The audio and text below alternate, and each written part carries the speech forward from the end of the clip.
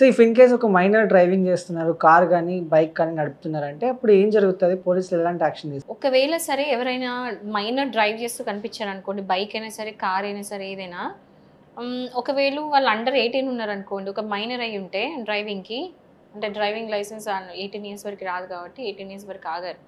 So, 18 years తర్వాత licence తీసుకోవచ్చు. But under 18 దొరికితే మాత్రం ఏంటంటే, ఒకవేళ వాళ్ళు దొరికినప్పుడు వాళ్ళు ఏదైతే వెహికల్ నడుపుతున్నారో అది సీజ్ చేస్తారు ఫస్ట్ థింగ్. ఎందుకంటే అది వాళ్ళకి లైసెన్స్ లేకుండా నడుపుతున్నారంటే it's nothing but illegal. So, direct challans అంతా కూడా వెహికల్ ఎవరైతే ఓనర్ ఉంటారో వాళ్ళకి పోతుంది. సో, యూజువల్‌గా ఏందంటే ఇప్పుడు పేరెంట్స్ ఇప్పుడు యూజువల్‌గా పిల్లల వాళ్ళ పేరెంట్స్ ఉంటారు కదా! పేరెంట్స్‌ని పిలిపిస్తారు. ఒకవేళ మైనర్ గనుక ఏదైనా అఫెన్స్ చేస్తే, కార్ డ్రైవ్ చేస్తూ సపోజ్ యాక్సిడెంట్ అలాంటివి ఏం చేస్తే మాత్రం వాళ్ళ పేరెంట్స్‌కే శిక్ష పడిద్ది.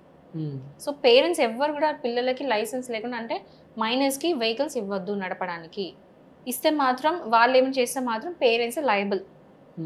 ఓకే. సో, అండ్ ఒకవేళ యాక్సిడెంట్ అయింది, దాంట్లో చనిపోయినారంటే మాత్రం సెక్షన్ 106 ఆఫ్ బిఎన్ఎస్ యాక్ట్ జరగొచ్చు. అంటే నెగ్లిజెంట్ అంటే death due to negligence. So, ఏవైతే ఉన్నాయో అవన్నీ కూడా వాళ్ళకే వర్తిస్తది.